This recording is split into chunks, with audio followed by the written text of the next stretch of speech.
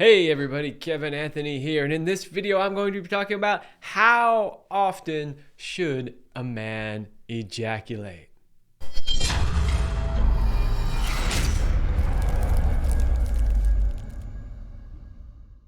But before I do that, please make sure that you like, share, and subscribe. Doing so greatly helps the channel. I am on the march towards 100,000 subscribers. Please, if you are not subscribed to the channel, do so. I can see from my analytics that the majority of people who watch my videos are not actually subscribed.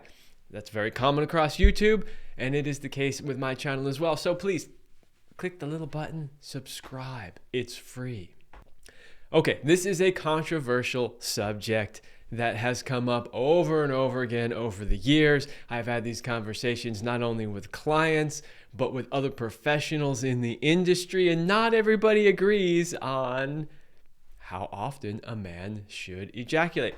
So I'm going to start in this video by telling you what mainstream science says. Then we're going to talk a little bit about what some of the ancient traditions say. And then I'm going to tell you what my own personal experience is. So let's start with what mainstream science says. And I'm going to have to read this to you. So according to Medical News Today, and they were quoting an NIH publication, and it says, I quote, "There is no evidence that frequent masturbation, which may result in ejaculation, is harmful." If you read any of the mainstream literature, they're going to tell you that it doesn't matter whatsoever how much you ejaculate, that it really doesn't have any effect. If they tell you it has any effect at all, they will point to a study that was done that showed that there might be some benefit to ejaculating more frequently. I'm going to read that one to you as well. It was a study on the link between ejaculation and cancer. And basically the study said people who ejaculate frequently may have a lower risk of prostate cancer, according to this study done in 2016. And apparently the study spanned nearly 2 decades. Researchers found that males ages 40 to 49 who ejaculated more frequently had a lower risk of prostate cancer. Those with the lowest risk ejaculated at least 21 times per month. The study did not establish that ejaculation could prevent cancer in younger males. The researchers remain unsure whether frequent ejaculation fights prostate cancer or any other cancer in males under 40 years. So if they mention anything at all about the frequency of ejaculation, it's usually in relation to this study where they're saying it might have some preventative or protective effect on males in a certain age group when it comes to prostate cancer. I have my own theories as to why that might be, but that's for a whole other video.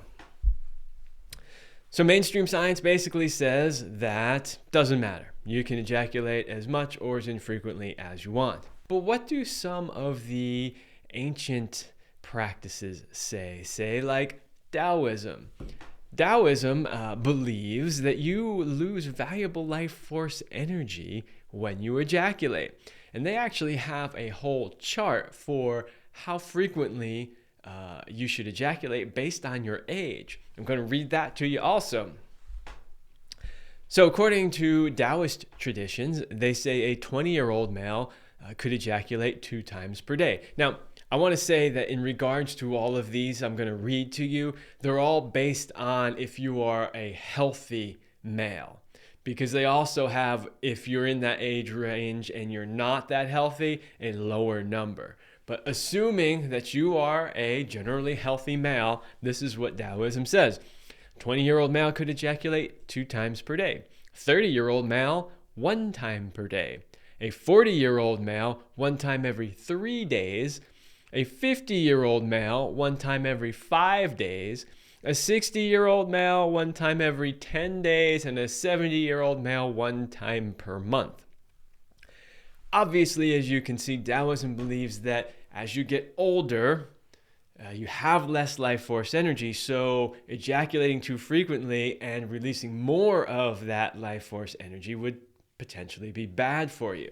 Now, I had a conversation with another colleague in this industry years ago about this, And it was quite a heated debate. He was of the belief that, and he is actually a little bit older than I am, although this was a few years back, but he was under the belief that you could ejaculate as many times as you wanted and it didn't make any difference whatsoever.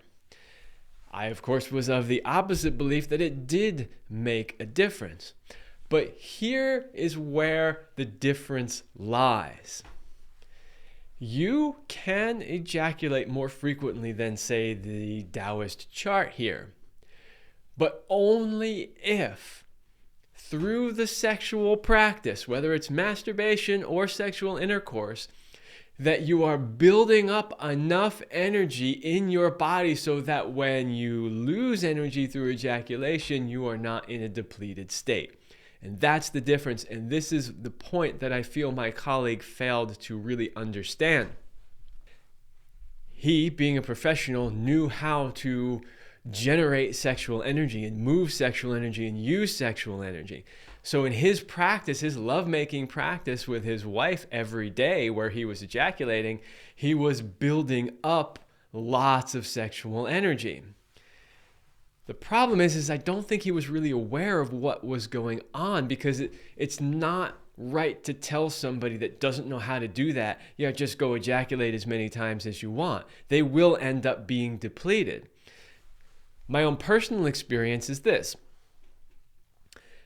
If I, whether through masturbation or lovemaking, just decide that, I want to ejaculate very quickly just for whatever reason, it would generally be in a masturbation practice, and I don't take the time to build up the energy, and I just go through the practice real quick, ejaculate, and that's it, I will actually feel tired and depleted afterwards. However, if I take the time to generate that energy, to go through an extended practice, maybe I'm doing the mindful masturbation practice that I teach my clients, maybe it's lovemaking with a woman and I want to help take her through waves and waves of orgasmic bliss. If I'm doing that, I am cultivating and moving a lot of energy. And in that case, if I choose to ejaculate, I don't feel depleted. In fact, many times, if it's say 2 hours of lovemaking and we've been cultivating that energy for the whole 2 hours, I can ejaculate and still be buzzing with energy, still be like wide awake and wired, because I have so much energy moving in my body.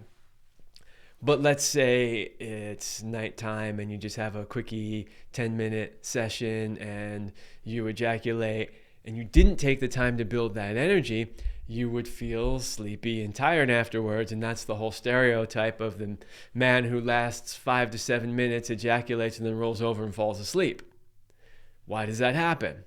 Because he didn't last long enough to build up the energy so that he wasn't feeling depleted when he ejaculated. So, the question at the beginning of this video was, how often should a man ejaculate? The answer is as frequently as you want, as long as you can maintain your energy level without feeling depleted. Obviously, when we're younger, we have so much energy, we don't know what to do with it. That's why, young people are tapping all the time, or they're running out and doing extreme sports all the time, or, they can do these things because they have so much energy, they don't know what to do with it. So thereby releasing it through ejaculation doesn't really matter.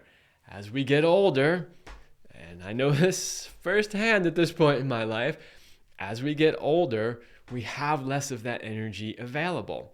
And so we suddenly become more protective of our energy levels, and we're not necessarily willing to waste energy on frivolous things here and there. We want to save it and use it for the important things. And so as long as you are maintaining your energy level and not feeling depleted, then feel free to ejaculate as many times as you want. And that's really going to vary from person to person. It's going to vary based on your diet and lifestyle, your exercise habits, how good a shape are you in, your age, the amount of stress that you're under. So you're going to have to factor all those things in and just make sure that whatever the frequency is, you're not depleting yourself.